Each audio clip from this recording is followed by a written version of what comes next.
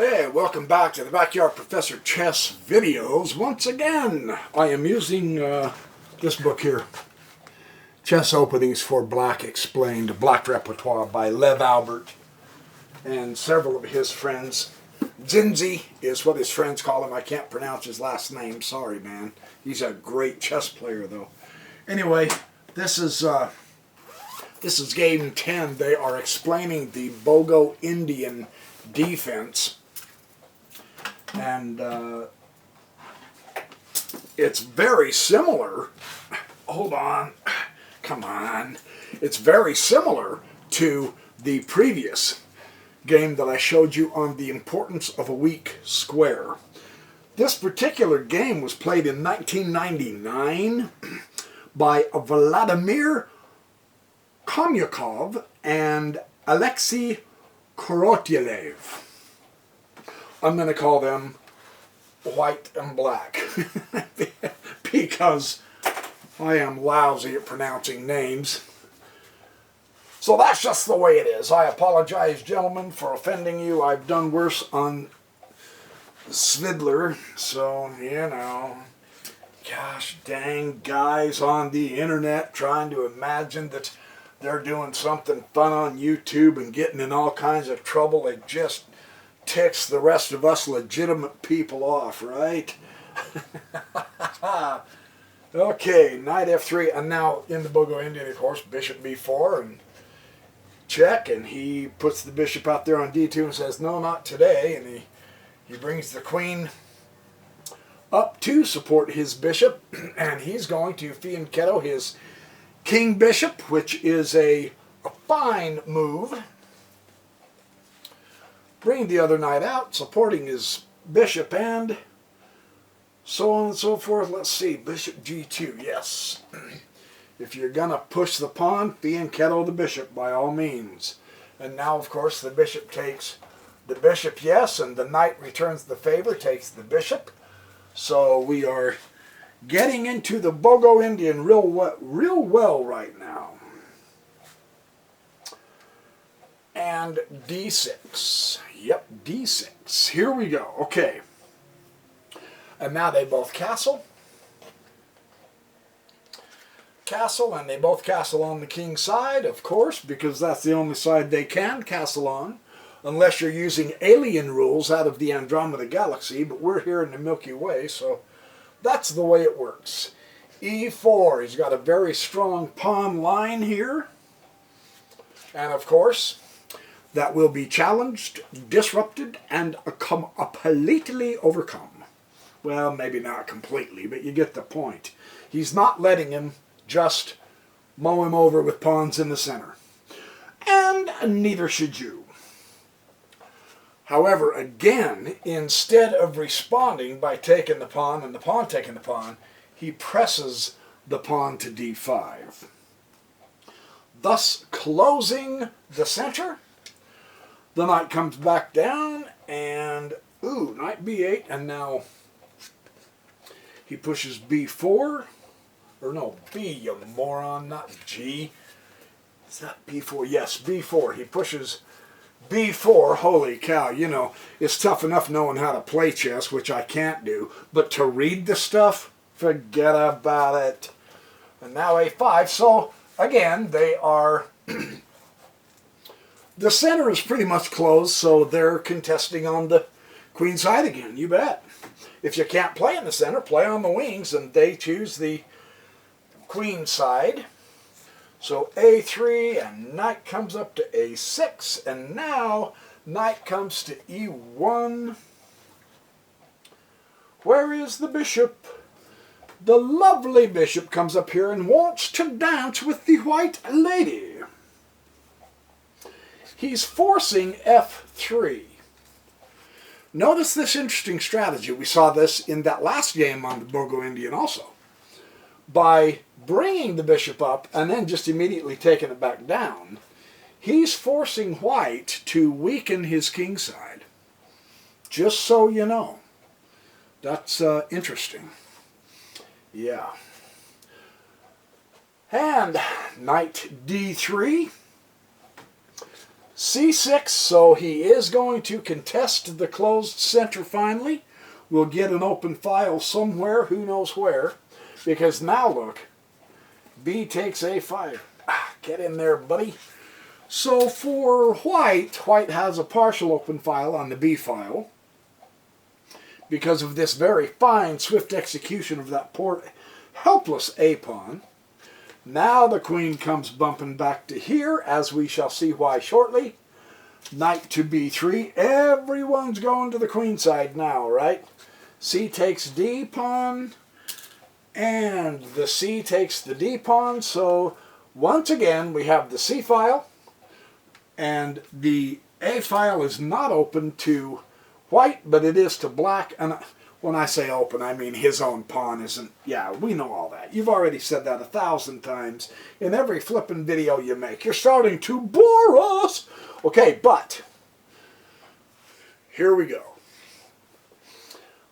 The nice thing about having the black in this instance, in the Bogo Indian, if it's played right, is this pin on this knight against the rook. And the incredible file that the bishop can have. That bishop can be an exquisite piece of work, right? So we are getting, let's see, bishop b5, we are getting into, and of course he doesn't even want to have anything to do with that pin. He's thinking, no, I'm not interested. And then the knight dances down to d7. And the other knight here goes to b2. Almost looks like the standoff at the OK Queenside Corral, doesn't it? Everybody's getting lined up. Everybody's getting lined up, and they're checking their holsters to make sure their guns are ready to go, right? Well, let's take a look. Sure enough, nice little outpost. Not a super advanced one, but a very powerful centralized one. That's nice to see. A pushes the pawn, hitting the bishop, and the bishop in the Bogo Indian comes down to the outpost there to keep his bishop strong and keep that wonderful diagonal toward the king. Bishop comes to h3 and g6. Now, here's the interesting thing about all of this. They are more or less just kind of sort of at a standstill. They're head-buttoned, they're locked more or less on the queen side. Neither one seems to be able to get an advantage on the other in this particular instance. So black is the first one to shift his perspective to the king side real quick. So what he's doing is this g6 move is so that he can bump the f5 and begin a kingside attack. So he has seen that so far as on the queen side, there's not a lot left to do. And white's pieces are not really very coordinated. A lot of them are on this side. These two, of course, can zippity-doo-dah over here pretty quick. But the coordination doesn't look real good. Whereas the bishop and the knight are hitting that square. The rook covers the bishop. The knight covers the bishop. The bishop's on an outpost. The knight's on an outpost. This knight can go to here. This knight can come up to here and take his place again if he's exchanged, so that it looks like black is going to be able to keep this really nice outpost. Right? It just shows a better, well, a more convincing cooperation, or coordination, as it were. I gotta go get a drink. I'm gonna X this all out. I'm gonna edit all of this crap because you don't want to waste your time watching me drink crap.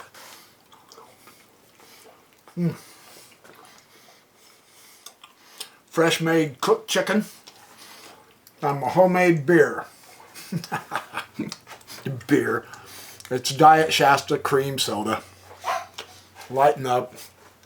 I'm gonna take a break. Eat because my stomach's growling. My throat is scratchy. You don't want to watch me teach chess while I'm pigging out and swigging out. So I'll be right back. Don't go away, I promise. This is worth it. It's a good game. Finger licking good, better than Kentucky Fried Chicken. Okay, where was I before my stomach so rudely interrupted me? G6, yeah, he is preparing the F5 thrust, there's no question. And now, really interesting how he does this. Rook comes up to A3, and he just hits it. Kablam, you know. He's taking his shot, and of course, E has no choice. He's got to take the F5. And G takes F5, and we have now Queen D2, and they've got a question mark because the reason he pushed the queen, he's still focusing over here worrying about his pawn. That's all off. Black has no more interest in the queen side at all, and they're actually more or less somewhat at an impasse. I mean, they could swap a few pieces, but that's about it that's going to happen. And that's why Black has beat White to the punch to take out White's kingside. How he does this is absolutely artistic. I love kingside attacks. I can't help it, you know. Call me a redneck, red-blooded, backwards king attack loving chess player. That's what I am, you know. So, Rook nabs the open file on the C. Bishop comes back to F1. There's really nothing more here he can do. He is defeated on that angle. King comes over to H8. The final preparatory step. Here we go. I'm just saying, get ready. It's real interesting what White does. He is still focused on the queen side. And how he attempts to prevent Black from doing the king side is real interesting. He doesn't swap the bishop. He blocks it.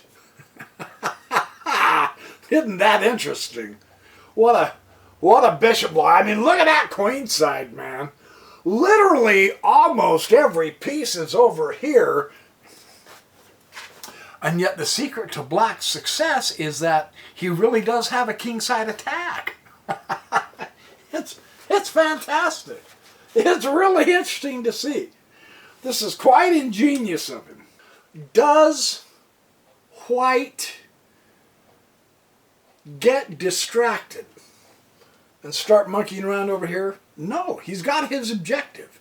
He knows he's going to do a kingside attack, so he proceeds onward with that kingside attack. Knight F6. Here we go. He's getting his knight ready for action. I think it's at this point that White said, holy cow, he really is coming at my kingside after all. The first of the thrusts that's going to completely wipe out White's kingside. And now he does know, oh shoot, I'm in for it. So he's got to bring some people back, right? However, it's too late. Both of his gallant knights coming at him hardcore, and you're saying, yeah, but all he's going to do is lose the knight. He does lose the knight. But in the process, he changes white's pawn structure. From here to here. The difference? This square becomes weak. It's worth sacrificing the knight because you are breaking up the cover of the white king. And it's really interesting to see that. The knight takes the pawn. Queen comes down to e1. And now the knight takes the rook. Kapow! And of course the queen is going to take the knight. Whoops, sorry kid. I dropped the horse on his head. Hope that didn't hurt him too bad. And now the pawn takes the pawn with a double attack on the queen, interestingly enough. And the queen comes down back to e1. Because, and I hope I do this right, because if queen comes to g2, yeah, then queen takes a5, and there's no hope. Then she's got the square here, and it's checkmate. So she has to prevent, this queen has to prevent this queen from taking the pawn and coming back around. So that's why that happened that way. And finally the pawn gets the final pawn. Look at the kingside. It's completely gone, man. Check to the king. Whoops. So the king takes h2. Yes. Now, isn't this a picture to look at? I played through a lot of games, not nearly as many as I need to yet. But literally, the king all by himself and everyone else over here. That's quite a spectacle, isn't it? Isn't that fascinating? I'm not quite sure I've ever seen a board like this before. Don't these guys realize the kings are over here and you're supposed to checkmate the king to win? They're all over here. That's fascinating to see, isn't it? Wow, what a picture. What black does next is he uses his open file and comes up here to rook c2, shooting the shotgun, man. That's a great move. Rook to c2. Wow. Black is definitely on the attack here. Well, knight will come to d1, of course. And queen comes up here to g5. So we're beginning to see where the crosshairs of the black pieces are aiming at, can't we? The only thing in the way is right there. So here we go. That's why white plays rook to e3. You gotta keep that knight there. Yeah. Definitely. Most definitely. And now, of course, the bishops will swap. Black says, get rid of that bishop. I don't want any surprises here because the bishop also supports that knight. No surprises. Let's get rid of him. My bishop doesn't need to be in this attack anyway. Observe something interesting here. 1, 2, 3.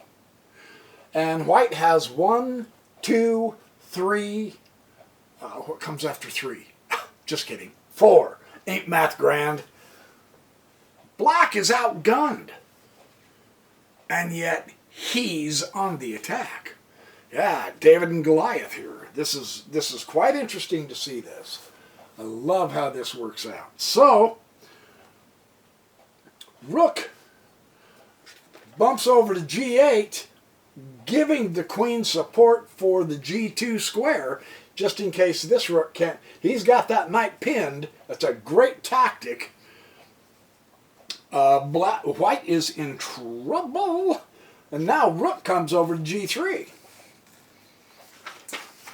And he says, well, I'll fight you, you know. I will fight you. I want to just make another observation real quick. He has 4 pieces. Notice how weak his knights are. Something to observe. I mean, the rooks and the queen just completely overwhelmed. This, see, this is another interesting mini micro lesson for us, isn't it? On the power of the rooks and the queen on files and rows. When you can pin a piece to either a king or a queen and dominate the horses. So just another something else to put in our mind on how the chess pieces work and coordinate together. Well, that's the move right there. Check. Take the knight. And white resigns. Because, of course, let's look at this for just a minute. I think it's obvious why he should. The queen's obviously got to take that rook. There's no question about that. Then the queen will take this rook check. Right? And then what are you going to do? You're going to defy the rules of chess and go no more check? I just don't think so. Somehow something tells me you've got to go to here. Just an uneducated guess. Now you got the rook here. You got the queen here. So you can go checkmate! I wish it was April 1st, right? No, you do not do that. From here you can go here though and go checkmate, except for one minor problem. She can go here. So, you have one of 2 choices, actually. You could, if you wanted... No, take it. You cannot. Take it. Take it, and now it's a rook, knight endgame, and the pawns are even. Actually, he has 1 extra pawn. Oh, this little guy's hiding over here. But the rook will speedily take care of those guys. So there's your game, showing again this Bogo Indian defense that is actually interesting because they really dominated the queen side of the board, but they ended up in a sort of a locked stalemate sort of position with neither one being able to get an advantage. And black, because he had his pieces better coordinated, was ready to throw a queen side or a king side attack on white, and he pulled it off. So there's you yet another chess game and another chess lesson with lots and lots of goodies involved in it. And I don't mean the chicken I ate during the middle of this silly game either. So thanks for watching my Backyard Professor Chess videos. I think slowly but surely I have at least 3 of my 4 brain cells turning on to chess right now. So I'm making progress. I should get there by the end of next year or 2 or whatever. All right, hey, don't even imagine that you're going to stay away too long, because I do have more chess videos coming. I'm about shot for the weekend though. My throat is really starting to... I'm afraid I'm catching a cold. I hope I'm wrong, but if I am, you know, I'll see if I can talk my way through at least 100 chess games that will heal my throat.